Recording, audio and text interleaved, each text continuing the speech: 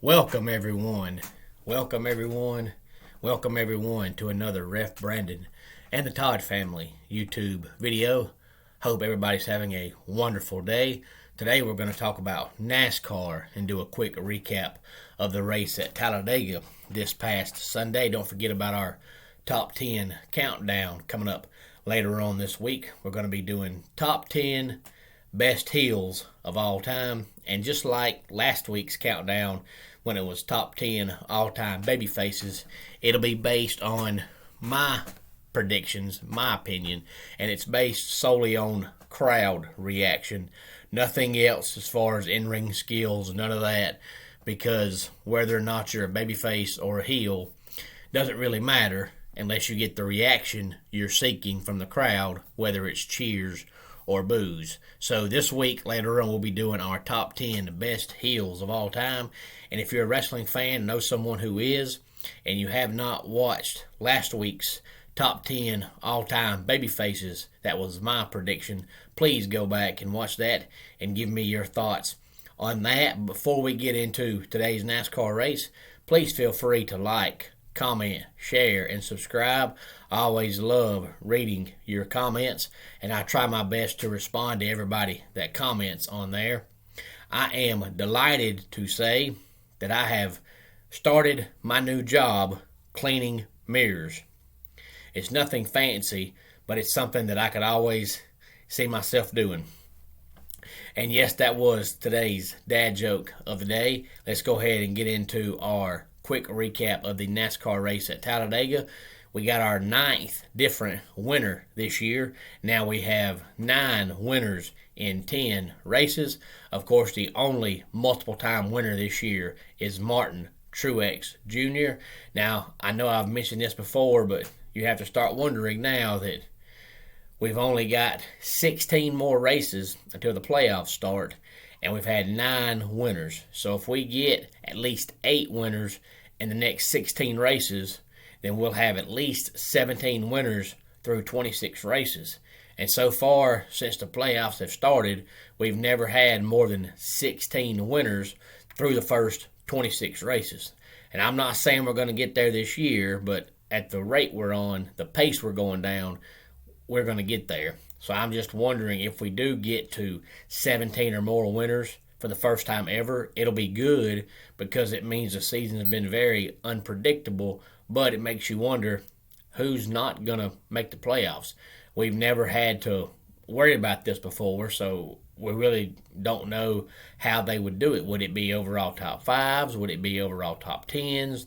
Would it be stage wins? I really don't know what they would do, so I'm kind of curious to see if it happens, just because I'd like to know how they would base it. It'd have to either be top 5s or top 10s or stage wins. But we now have our 9th winner in 10 races because Brad Keselowski won the race at Talladega.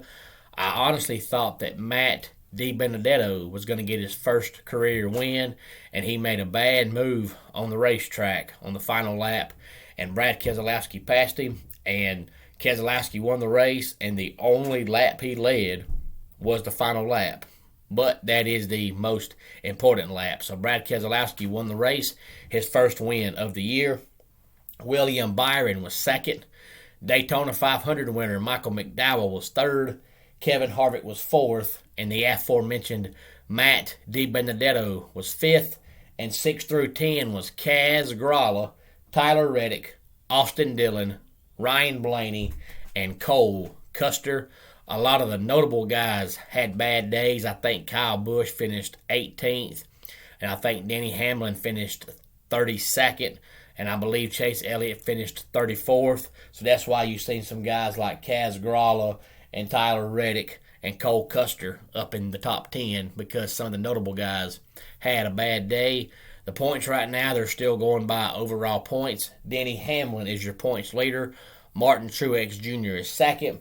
Joey Logano's third, William Byron is fourth, and Ryan Blaney is fifth. And 6 through 10 right now in the points is Brad Keselowski, Kevin Harvick, last year's champion Chase Elliott, Kyle Larson, and the man who got his first career win earlier in the season, Christopher Bell, rounds out your top 10 right now as far as the points goes. And like I said last week during our NASCAR recap, it's a good thing they have the playoffs now, because Denny Hamlin, even though he finished 32nd Sunday, his points lead is so big right now he could take 3-4 races off and still hold the points lead. So this right here, with Hamlin having this huge lead, he's had 8 top 5s in 10 races, shows you why NASCAR now has the playoff system.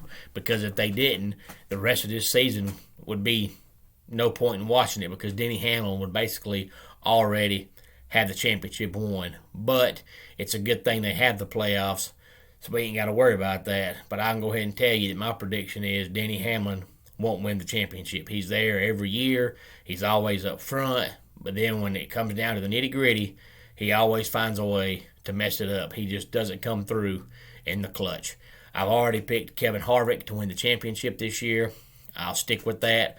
I know the Stewart-Haas faction hasn't been running great this year, but back before the Phoenix race, I predicted Harvick to win the championship.